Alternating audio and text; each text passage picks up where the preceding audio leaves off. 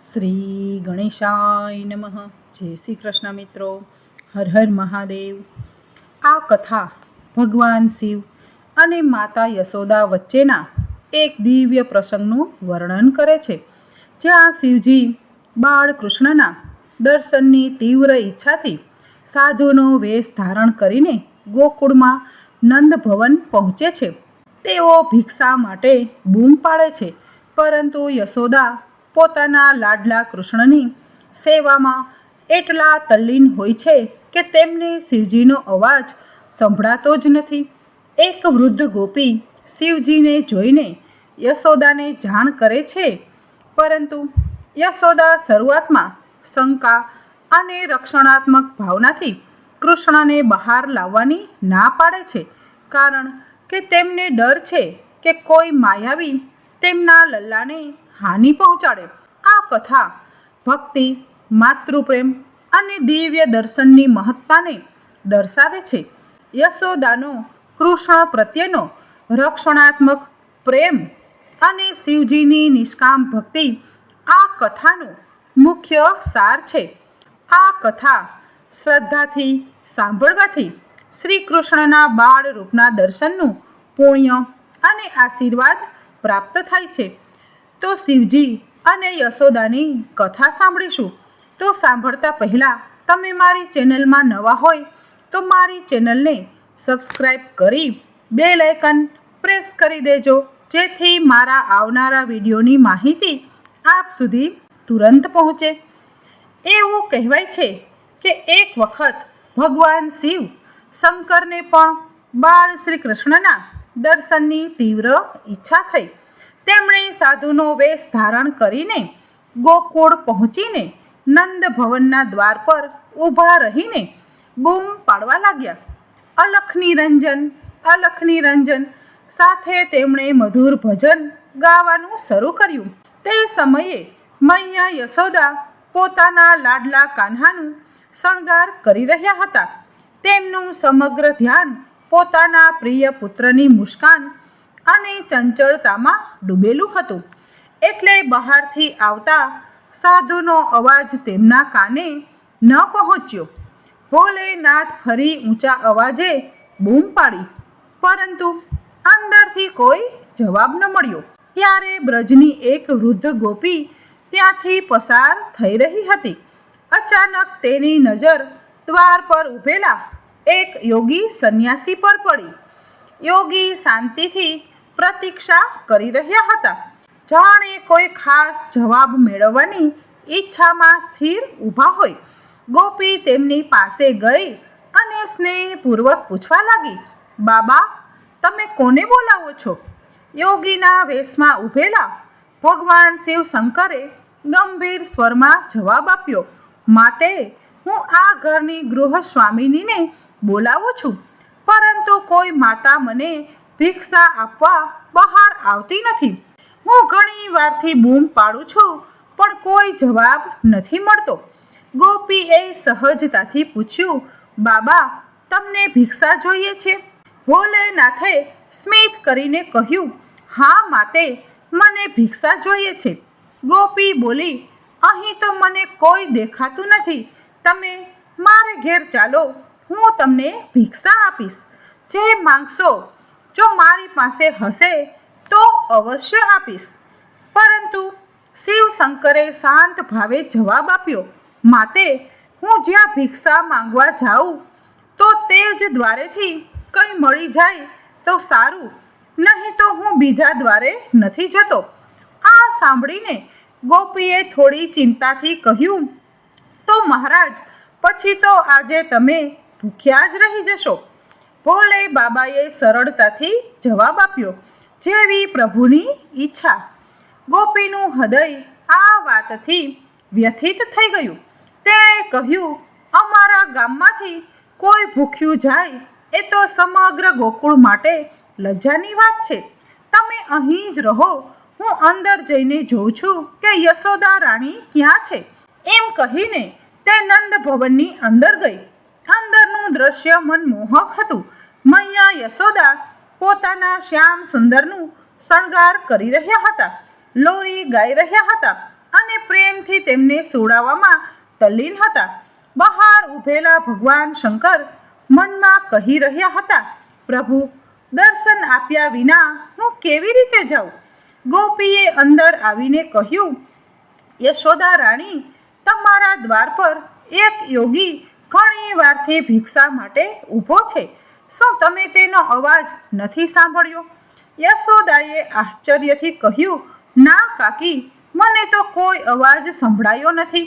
ગોપીએ આગ્રહ કરતા કહ્યું, અરે જલ્દીથી તેને ભિક્ષા આપી દે, તે તો કોઈ મોટા મહાત્મા જેવા લાગે છે. યશોદાએ સ્મિત કરીને કહ્યું, ઠીક છે, જો તું કહે છે તો હું તેને કંઈક આપી દઉં. ગોપીએ વધુ ઉત્સાહથી કહ્યું, આવા યોગી તો મેં ક્યારેય નથી જોયા. તેના મુખને જોતા આંખો ટકી જાય છે. તેના કપાળ પર જાણે સૂર્યનું તેજ હોય અને તેનો નિયમ પણ અદ્ભુત છે.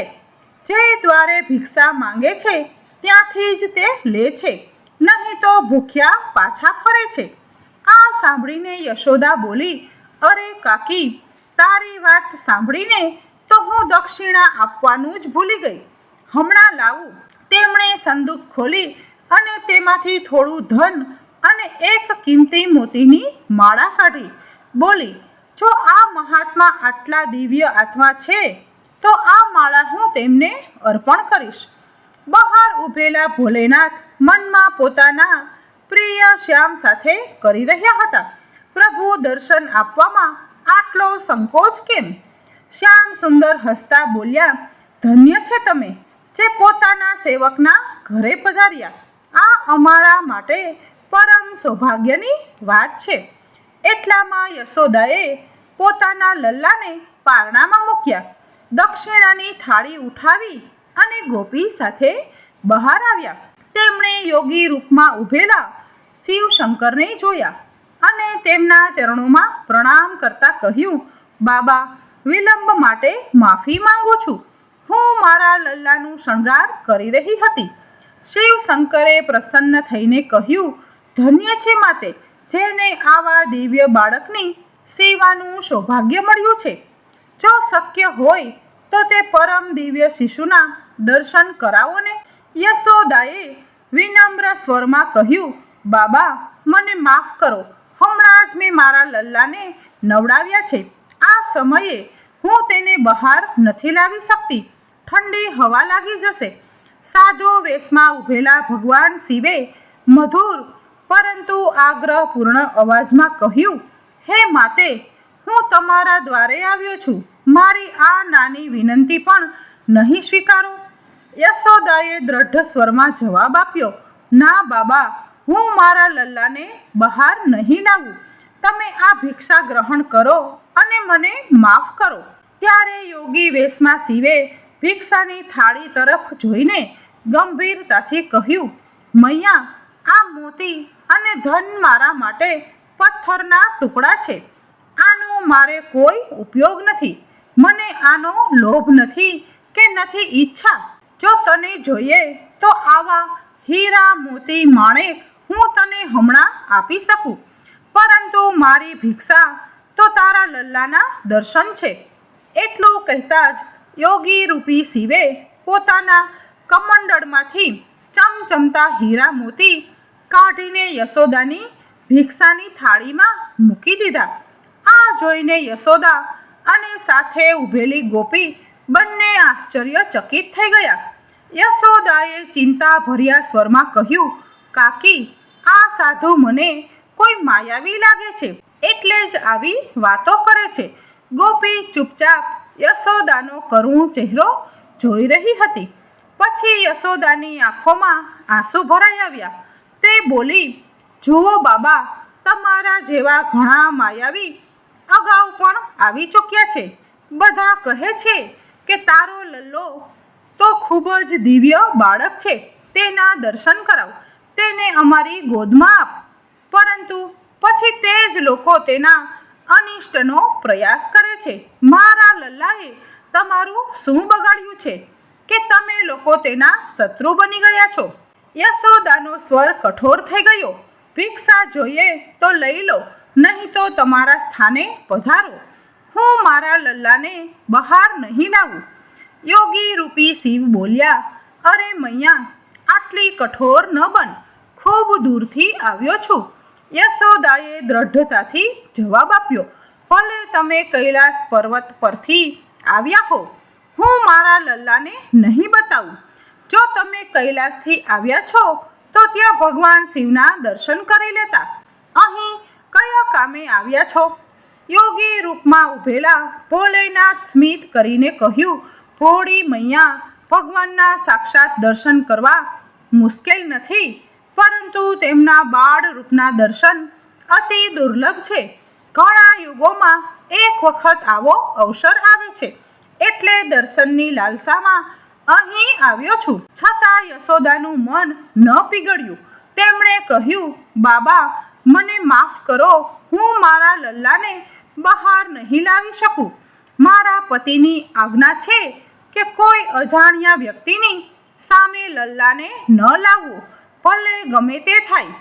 આ રીતે મૈયા, યશોદા અને ભગવાન ભોલેનાથ વચ્ચે આ હઠ અને તર્ક ચાલી રહ્યું હતું. સ્વર્ગલોકના દેવતાઓ પણ આ દ્રશ્ય જોઈ રહ્યા હતા. તેમણે મનમાં વિચાર્યું, આ રીતે તો કામ નહીં બને. યશોદા રાણી આપણા પ્રભુના દર્શન નહીં કરાવે. ત્યારે બધા દેવતાઓએ મળીને યોજના બનાવી અને દેવી પૂર્ણમાસીને ગોપીનું રૂપ આપીને તે જ સ્થાને મોકલી દીધી જ્યાં આ વાદ વિવાદ ચાલી રહ્યો હતો. પૂર્ણમાસી માતા આગળ વધી સ્મિત કરીને કોમળ સ્વરમાં બોલ્યા, અરે યશોદા રાણી, આ કોઈ અજાણ્યો વ્યક્તિ નથી. હું આને બરાબર ઓળખું છું. મેં કહ્યું હતું ને, ગોકુળ આવતા પહેલા હું કાશીમાં રહેતી હતી. ત્યાં મેં આના દર્શન કર્યા હતા. આ તો પરમ દિવ્ય શક્તિ છે. શક્તિના અધિપતિ સ્વયં મહાદેવ છે. એટલું કહીને પૂર્ણમાસી માતાની આંખોમાંથી પ્રેમ અને ભક્તિના આંસુ વહેવા લાગ્યા. તેમણે ત્યાં જ ભગવાન શિવના ચરણોમાં પોતાનું મસ્તક મૂકીને દંડવત પ્રણામ કર્યું અને પછી ઊભા થઈને યશોદાની નજીક આવીને બોલ્યા, યશોદા, આને લલ્લાના દર્શન કરાવ.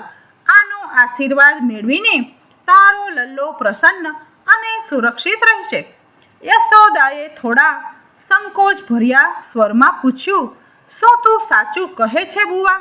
પછી સ્મૃતિમાં ખોવાઈને બોલી, પણ આની વેશભૂષા જો, લાંબી લાંબી જટાઓ, શરીર પર ભસ્મ, ગળામાં સાપની માળા, મારો લલ્લો આને જોઈને ડરી જશે ને બાબા. હું લલ્લાને નહીં લાવું. ભોળી યશોદાને ખબર ન હતી કે તેમના દ્વારે સ્વયં ભગવાન શિવ પધાર્યા છે.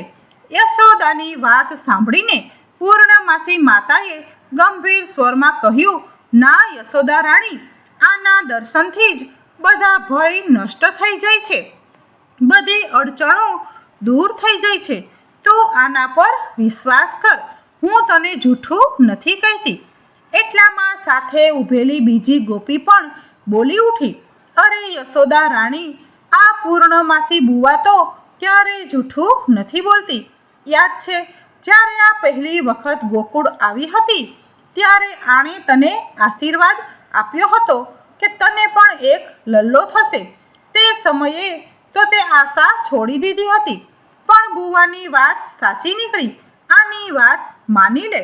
યશોદાએ થોડું વિચારીને જવાબ આપ્યો, ઠીક છે, હું લલ્લાને લાવીશ, પણ એના હાથમાં નહીં આપું. પૂર્ણમાસી માતાએ સ્મિત કરીને કહ્યું, ઠીક છે, બસ દૂરથી જ આશીર્વાદ લેવા દે. જા જલ્દી લઈ આવ. તેમની આંખોમાં પ્રેમનો સાગર ઉમટી પડ્યો. ભગવાન શિવે પોતાના પ્રિય શ્યામ સુંદરને બાળ રૂપમાં જોઈને મનમાં પ્રણામ કર્યું. શ્યામ સુંદર પણ પોતાની મધુર મુસ્કાનથી ભોલેનાથનું હૃદય જીતી રહ્યા હતા.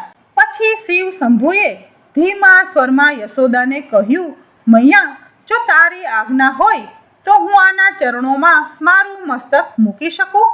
યશોદા તુરંત બોલી, ના, હું મારા લલ્લાને કોઈને અડવા નહીં દઉં. ત્યારે પૂર્ણમાસી બુવા બોલી, ઠીક છે, તો પહેલાં તમે તમારા ચરણ આપો. એટલું કહીને તેમણે સ્વયં શિવ શંભુના ચરણ પકડીને શ્યામ સુંદરના લલાટ પર સ્પર્શ કરાવી દીધો. શિવ શંભુના ચરણોનો સ્પર્શ જ્યારે શ્યામ સુંદરના લલાટ પર થયો ત્યારે લલ્લાએ મનમાં પ્રભુને કહ્યું, પ્રભુ ખૂબ ખૂબ ધન્યવાદ. ભગવાન શિવ શ્યામ સુંદર અને તેમની મૈયા યશોદા વચ્ચે ઉમટતો સ્નેહ જોઈને ભાવ વિભોર થઈ ગયા. તે બોલ્યા, સ્વામી, આ કેવો ન્યાય છે? અમે આટલે દૂરથી તમારા બાળ સ્વરૂપના દર્શન માટે આવ્યા અને તમને આલિંગન પણ ન કરી શક્યા.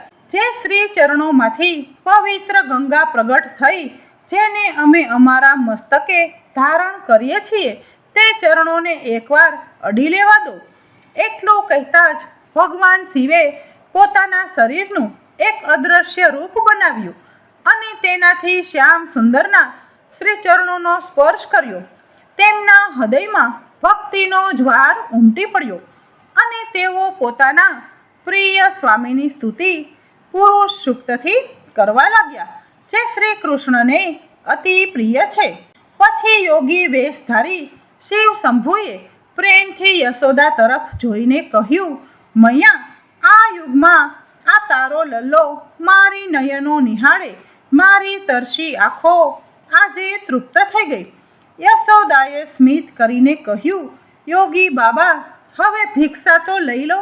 શિવજીએ વિનમ્ર સ્વરમાં જવાબ આપ્યો, મૈયા, આ તારા હીરા મોતી, આ પથ્થરો તું જ રાખ.